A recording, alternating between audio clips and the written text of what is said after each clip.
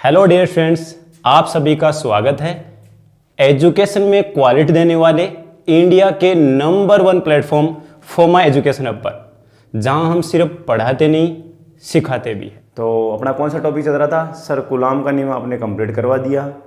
Coulomb के नियम में हमने निर्वात में दो आवेशों के मध्य बल देखा, हमने दो बिंदु आवेशों के मध्य माध्य में बल देखा। ठीक है, फिर सर उन दोनों बलों का आपने अनुपात भी लिया था, जिससे सर आपने परावर्तांक बोला था। तो परावर्तांक हमारे पास में क्या आया था, एक बार थोड़ा सा डिस्कस कर लेते हैं। आज हम न्यूमेरिकल्स वगैरह और जितनी भी छोटी मोटी चीज़ें ना कूलाम से नियम से रिलेटेड, वो सारी यहाँ डिस्कस करेंगे। मैंने आपको पहले भी कहा था, एक लाइन एक पॉइंट भी आपके लिए नहीं छोड़ूंगा। इस चीज़ की गारंटी बेटा मैं आपको देता हूँ, एक लाइन भी नहीं छोड़ूंगा आपके लिए। आप ऑनलाइन क्लास में जब जुड़ोगे ना, तो आप जब क्वेश्चन पूछोगे ना, तो क्वेश्चन पूछने के लिए रहेंगे नहीं, यूँ मान लो आपके लिए। तो एक बार मैं फिर से परावर्तांक को या आपेक्षिक विद्युतशीलता को यहाँ पे एक्सप्लेन कर देता हूँ। क्या आया था अपने पास में सर? आया था epsilon r equals to epsilon divided by epsilon naught. Sir बिल्कुल यही आया था, इसे हमने परावर्तांक या उस माध्यम की आपेक्षिक विद्युतशीलता कही थी। और साथ में इसी फॉर्मूले को फिर हमने ऐसे भी लिखा था सर, एप्सिलॉन आर बराबर F naught upon F M भी आया था सर।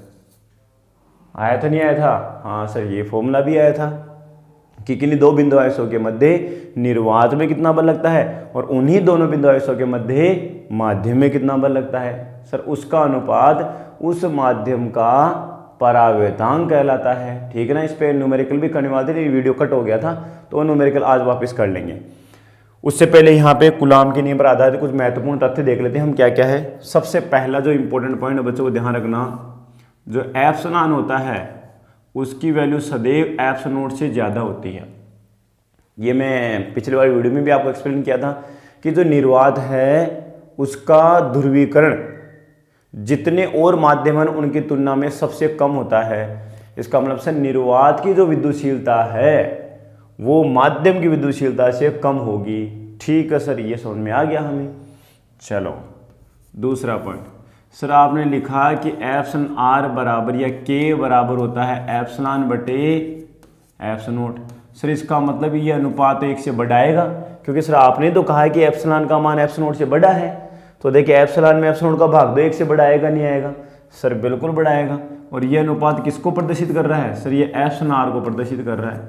इसका मतलब सर एप्सिलॉन आर का मान 1 से बड़ा होता है।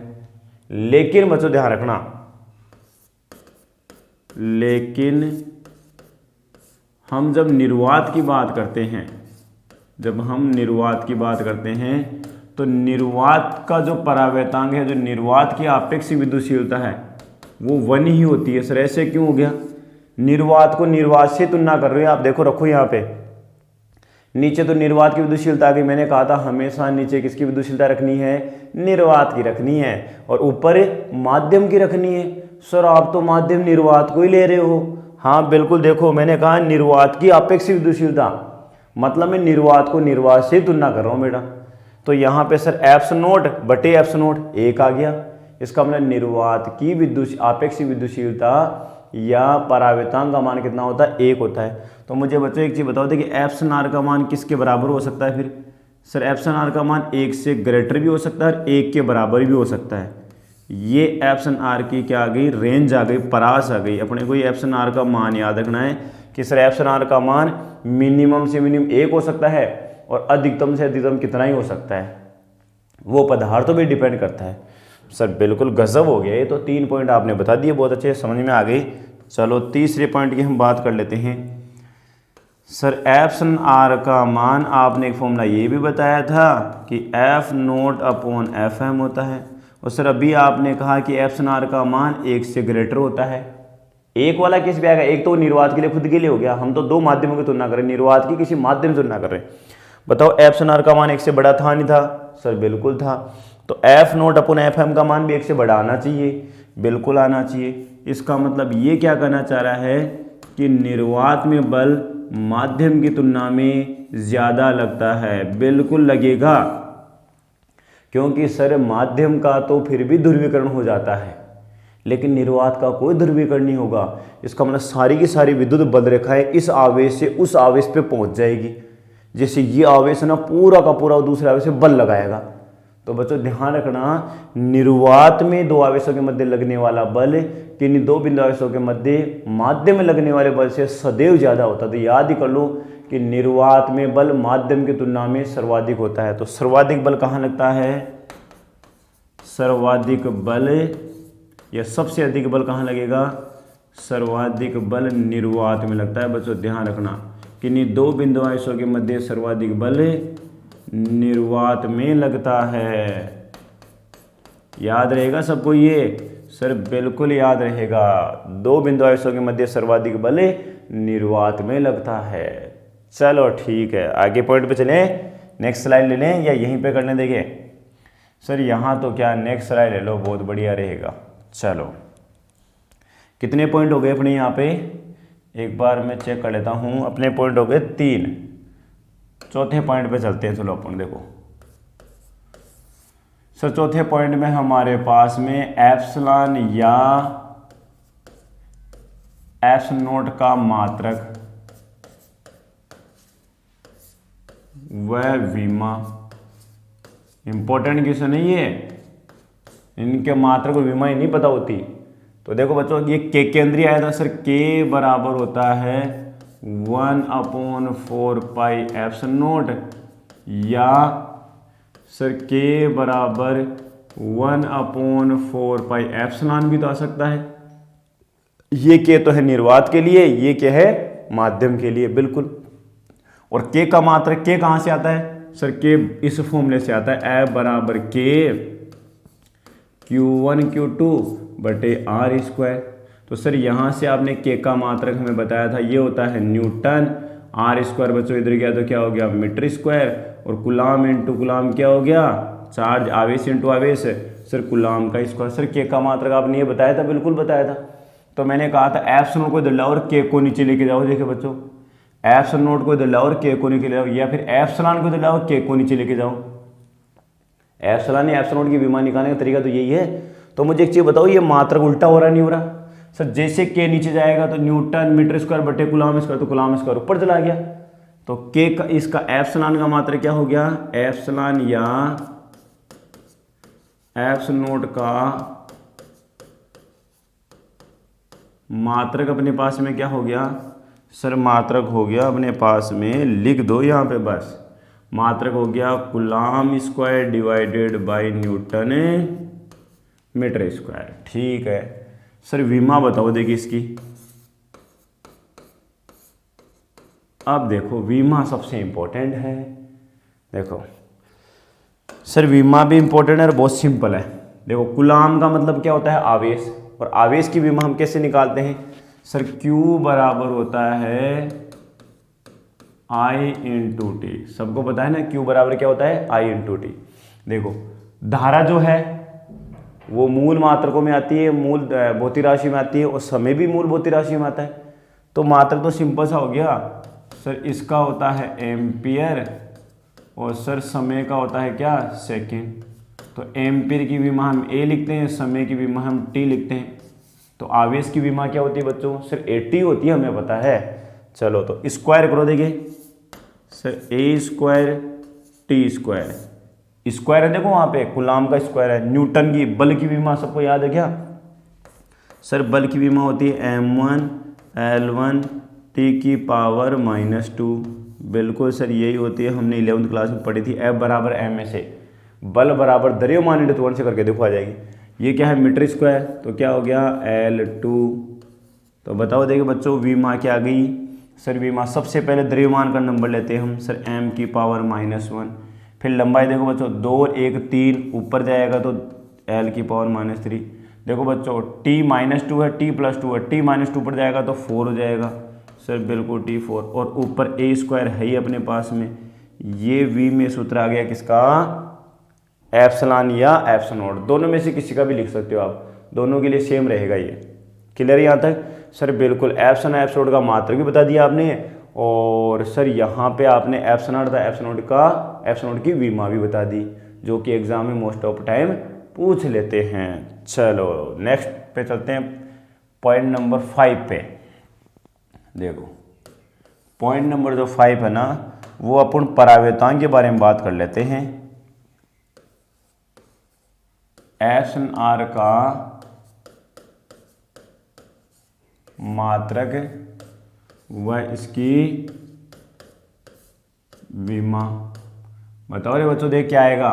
सर SNR का मात्रक विमा तो कहाँ से आएगी? ये तो एप्सिलॉन और एप्सिलॉन का अनुपात था, दो समान भौतिक राशियों का अनुपात है। और जब कोई भौतिक राशि दो समान भौतिक राशियों का अनुपात होती है तो उस भौतिक राशि का कोई मात्रक और कोई विमा नहीं होती। विमा मात्रक तो फिर भी हम थोड़ा बहुत कोण का ले लेते हैं। कोण बराबर क्या लिखते हैं हम? चाप बटे त्रिज्या। सर चाप और त्रिज्या दोनों ही मीटर मीटर में होती है, तो विमा तो होती नहीं है, फिर मात्रक क्यों लेते हैं? लेकिन वो बच्चों मूल मात्रक में नहीं आता, तो इसलिए कोण एक ऐसी भौतिक राशि है जिसका मात्रक तो है लेकिन विमा नहीं है। तो ऐसा नहीं कह सकते कि हम, हाँ ये जरूर कि अगर मात्रक नहीं है विमा नहीं है तो मात्रक नहीं हो, ऐसा कोई जरूरी नहीं, मात्रक हो सकता है। लेकिन इस वाले केस में मात्रक और विमा दोनों ही नहीं है, तो हमने लिख दिया चूंकि एप्सिलॉन आर बराबर क्या है? सर एप्सिलॉन बराबर है एप्सिलॉन बटे एप्सिलॉन नोट। इसका मतलब सर एप्सिलॉन का मात्रक और एप्सिलॉन नोट का मात्रक तो सेम होता है, दोनों मात्रक कट गए, तो ये क्या आ गया? मात्रकहीन तथा विमाहीन राशि है। मात्रकहीन तथा विमाहीन राशि है बच्चों, ध्यान रखना ये, तथा विमाहीन राशि है ये। चलो ठीक है सर, ये भी हमें समझ में आ गया। पॉइंट नंबर 7 भी कुछ 6 भी कुछ स्पेशल है क्या? बिल्कुल स्पेशल है। इधर तो हम लिख देते हैं क्रम संख्या, क्रमांक संख्या हमने लिख ली, ठीक है बच्चों। और इधर हम लिख लेते हैं पदार्थ या कोई भी माध्यम आ गया आपका, ठीक है ना, पदार्थ ले लो या माध्यम ले लो।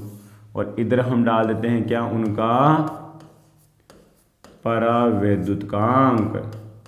इधर हम डाल लेते हैं उनका परावैद्युतकांक। ये टेबल भी थोड़ी सी बच्चों आपको याद रखनी है। सीरियल नंबर 1 में मैं फर्स्ट पे लिख लेता हूँ बच्चों, क्या सर यहाँ पे आप लिख लो निर्वात। बिल्कुल निर्वात सर हमने लिख लिया। या मुक्त आकाश। देखो एक तो निर्वात होता है, एक मुक्त आकाश होता है, हवा होती है। दोनों के लिए है ना परावैद्युतकांक का मान लगभग एक लिया गया है। एक तो होता है 1.001 और एक होता है 1 ही होता है, तो लगभग बराबर सा होता है। तो कई बार होता है ना, दो निर्वात में रखे होते हैं, मुक्त आकाश में रखे होते हैं, दोनों की चीज़ सेम ही है। तो निर्वात का परावैद्युतकांक अभी पढ़ ने कितना देखा सर? 1 होता है। परावैद्युतकांक का दूसरा नाम क्या है? आपेक्षिक विद्युतशीलता। ठीक है सर, निर्वात के लिए तो अभी आपने बताया था, वो हमें याद भी हो गया, कोई दिक्कत वाली बात है नहीं। परावैद्युतकांक को हम किससे दर्शाते हैं? एप्सिलॉन आर या के से दर्शाते हैं। ये के नियतांक नहीं है, यहाँ के परावैद्युतकांक को दर्शाने का तरीका है, ठीक है। चलो दूसरा बच्चों आपको पानी के लिए याद रखना है। पानी का जो है वो परावैद्युतकांक कितना होता है? 80, कहीं कहीं पे 81 भी दिया हुआ है, लेकिन आपको नॉर्मली 80 याद रखना है, ठीक है ना। जैसे एनसीईआरटी में एक बार क्वेश्चन आया था कि पानी का परावैद्युतकांक 81 है, जबकि किताब में 80 था, तो वो तो उसने क्वेश्चन बनाने के लिए 81 दे दिया, कहीं से पढ़ लिया होगा 81 लगा दिया, लेकिन हमें 80 याद रखना है। तीसरा बच्चों ध्यान रखना, कांच के लिए जो होता है ना वो 6 से 10 होता है। सर ये कांच के लिए 6 से 10 क्यों होता है? देखो बच्चों, कांच है ना बहुत सारे प्रकार के होते हैं, जैसे फ्लिंट ग्लास हो गया, क्रूक ग्लास हो गया, तो ग्लास अलग अलग होने की वजह से ना उनका परावैद्युतकांक भी अलग अलग होता है। तो ये भी कोई खास न्यूमेरिकल में काम में नहीं आएगा। न्यूमेरिकल में एक तो निर्वात काम में आएगा, और एक इंपॉर्टेंट मैं चौथा लिख रहा हूँ यहाँ पे, ये चालक लिखा हुआ मिलेगा या धातु लिखा हुआ मिलेगा, ठीक है बच्चों, या तो चालक लिखा हुआ मिलेगा या धातु लिखा हुआ मिलेगा। चालकों और धातुओं में जो ध्रुवीकरण है वो निर्वात की तुलना में बहुत ज्यादा होता है। सर निर्वात की विद्युतशीलता तो 8.85 इंटू 10⁻12 होती है, जबकि चालकों की जो विद्युतशीलता है ना वो बहुत ज्यादा होती है। अब जब आप 8.85 इंटू 10⁻12 का की संख्या में भाग दोगे, इसको अपने अप्रोक्सीमेट 0 ही माना है। एप्स नोट का जो मान है ना वो लगभग 0 के आसपास चला गया, 0 नहीं है, और ऊपर से एप्स नोट का मान और अधिक है। तो सर यहाँ चालकों धातुओं के लिए इसका मान कितना होता है? अनंत होता है। ध्यान रखना कितना होता है बच्चों? अनंत होता है। यही हमारे पास में दो इंपॉर्टेंट, एक तो ये तो याद रखना ही रखना है और एक ये भी याद करना है। क्लियर है? टेबल कंप्लीट आपकी। सर बिल्कुल याद कर लेंगे, आपने बोला है तो कोई दिक्कत ही नहीं है, बस हमें न्यूमेरिकल्स में दिक्कत नहीं आनी चाहिए, बिल्कुल नहीं आएगी। तो निर्वात के लिए परावर्तक मान 1 होता है, चालकों या धातुओं के लिए इसका मान अनंत होता है। ठीक है, ये कूलाम से संबंधित कुछ महत्वपूर्ण तथ्य थे। दूसरी चीज एक और बताता हूँ, कूलाम का जो नियम है ना वो व्युत्क्रम वर्ग के नियम का पालन करता है। ये पॉइंट नंबर 7 में मैं डाल देता हूँ कि व्युत्क्रम वर्ग का नियम, व्युत्क्रम वर्ग क्या होता है आपका, है ना, व्युत्क्रम वर्ग का नियम क्या होता है। देखो बच्चों कितने पॉइंट हो गए अपने पास में, आई थिंक 6 पॉइंट हो गए होंगे ना। हाँ ठीक है सर, 6 पॉइंट हो गए। पॉइंट नंबर 7 आपका क्या है, देखो बच्चों कूलाम का जो नियम है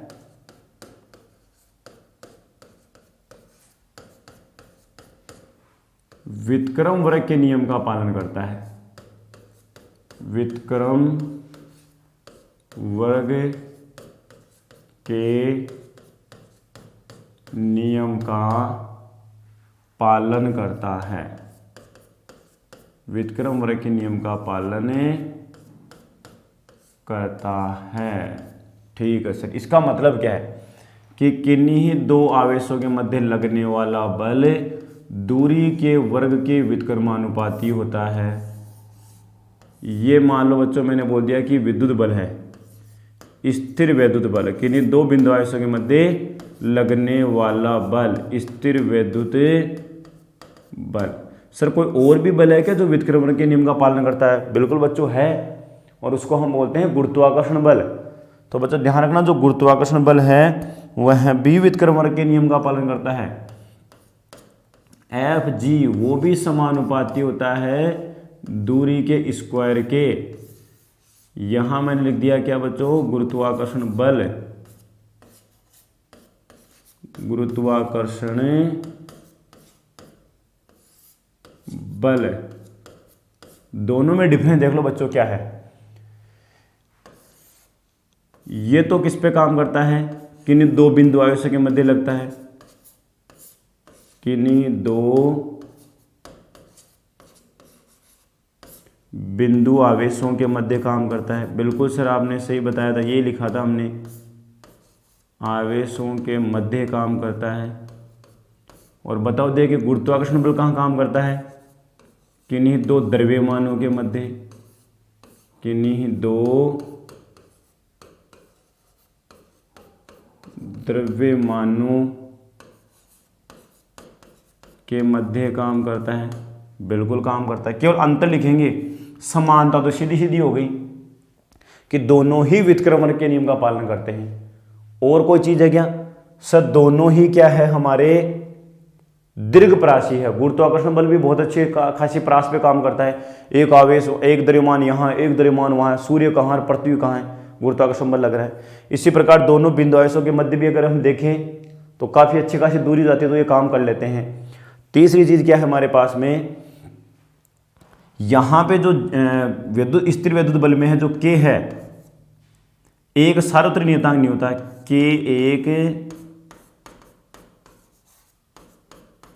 सार्वत्रिक नियतांक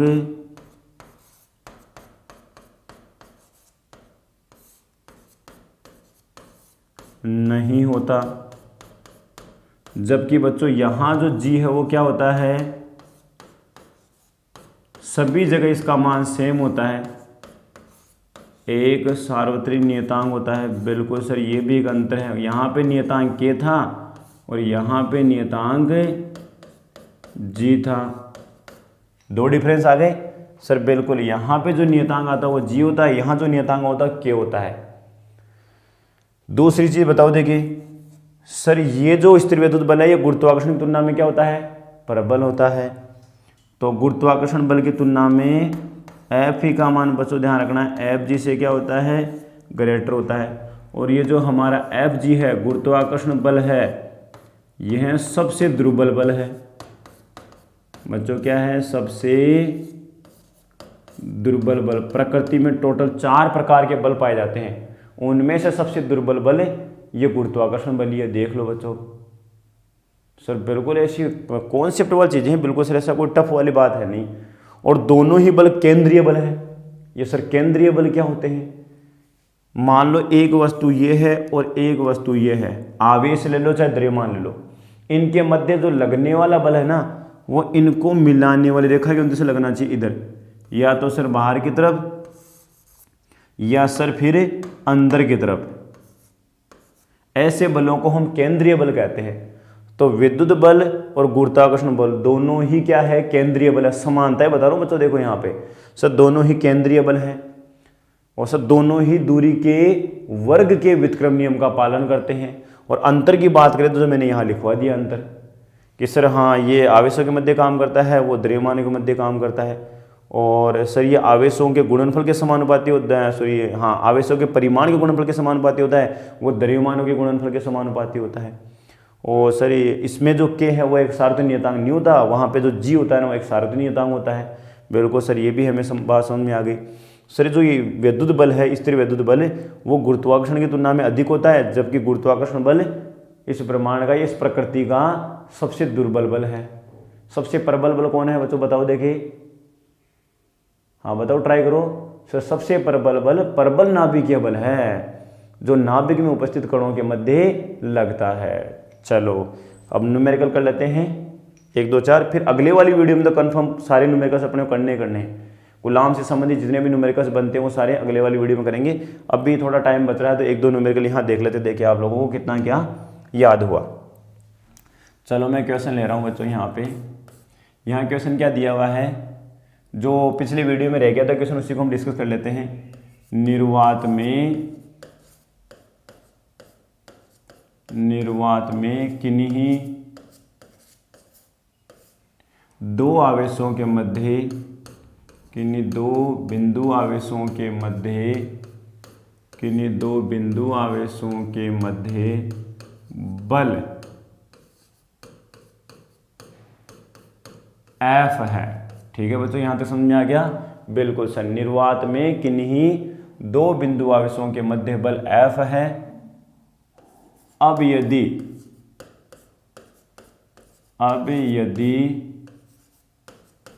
इन बिंदु आवेशों को, अब यदि इन बिंदु आवेशों को एक ऐसे माध्यम में, एक ऐसे माध्यम में रखा जाता है जिसका परावैद्युतांक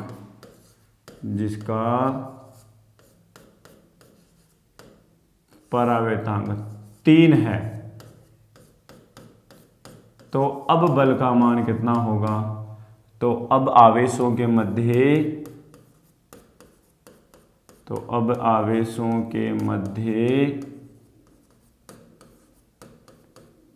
बल का मान क्या होगा? कौन बताएगा बच्चों? देखिए सर सोल्व ही करने की जरूरत नहीं है, ऐसी ट्रिक बताई दी आपने। बताओ देखिए कितना होगा बच्चों, जल्दी बताओ फटाफट। देखिए ये हम यहाँ पे आंसर डाल लेते हैं, और मैंने बोला है कि दो बिंदु आवेशों के मध्य निर्वात में बल पहले F था, और कुछ भी दूरी मान लो आपके सर पहले R दूरी पर रखे हुए थे, और अब उन आवेशों को ऐसे माध्यम में रख दिया जिसका परावैद्युतांक कितना है? 3 है। तो अब उन दोनों आवेशों के मध्य बल का मान कितना होगा? सोचो बच्चों। देखिए सर अब परावैद्युतांक आ गया तो अब माध्यम की बात करूँ तो आपने ट्रिक बताई थी कि वो जो परावैद्युतांक होता है वो होता क्या है कि माध्यम में जो बल है कितना गुना घट जाएगा, या वो माध्यम कितना ध्रुवित हो जाएगा। सर आपने ये ट्रिक बताई थी वहां पे, नॉर्मल सा देखा जाए तो निर्वात की तुलना में वो माध्यम कितना ध्रुवित होगा? सर निर्वात की तुलना में वो माध्यम 3 गुना ध्रुवित है, तो बल का मान 3 गुना कम हो जाएगा। सीधी सी बात है, फॉर्मूले से देख लो बच्चों अगर नहीं आता है तो। सर आपने लिखवाया था एप्सन आर बराबर F0/Fm। तो सर आप तो निर्वात में बल पूछ रहे हो, बिल्कुल निर्वात में पूछ रहा हूँ, तो Fm बराबर आ रहा है सर F0/F। देखो F0 नीचे चला गया। सर F0 नीचे जाने का मतलब है कि F0 का भाग लगाएगा। निर्वात में जो बल था ना उसमें F0 का भाग लगेगा, मतलब बल कम होगा। और ये भी नोट में भी लिखवाया था मैंने कि माध्य में बल हमेशा निर्वात की तुलना में कम ही होता है। कितना गुना कम होगा, बस परावर्तक याद कर लो आप। सर एफ नोट हमारे पास में एफ है, एफ का मान 3 है, तो सर हम सीधा लिख देंगे 1/3 गुना हो जाएगा। बल का मान कितना हो जाएगा, 1/3 गुना हो जाता है, अर्थात कितना हो जाएगा सर 1/3 गुना है, तो अर्थात F/3 न्यूटन का बल लगेगा। वहाँ पे मान लो न्यूटन लिखा हुआ है तो हम न्यूटन लिख देंगे, F न्यूटन है, मान लो यहाँ दिया हुआ है कि F न्यूटन बल है, तो F न्यूटन अर्थात F/3 न्यूटन का बल लगेगा। ठीक है बच्चों, सिंपल है। हाँ सर बिल्कुल सिंपल है, कोई दिक्कत वाली बात नहीं। सर एक क्वेश्चन और ले देखे थोड़ा सा, गुलाम के नियम पर बहुत सारे अच्छे अच्छे क्वेश्चन करेंगे, एग्जाम में उससे बाहर क्वेश्चन आ ही नहीं सकता बच्चों। चलो ठीक है सर, एक क्वेश्चन सबको समझ में आ गया अच्छी तरह से, बिल्कुल फॉर्मूला यूज किया है और F/3 आ गया अपने पास में। चलो सर स्लाइड नंबर 6 पे चलते हैं, और ये लो बच्चों आपके लिए क्वेश्चन नंबर 2। ठीक है, देखो बच्चों मैंने क्या बोला है, यदि निर्वात में किन्हीं दो स्थिर बिंदु आवेशों, किन्हीं दो स्थिर बिंदु आवेशों के मध्य बल F है। अब यदि उन दोनों आवेशों के मध्य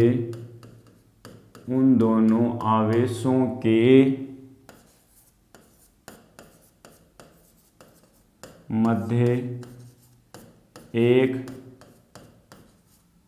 चालक प्लेट रख दी जाए, एक चालक प्लेट रख दी जाए,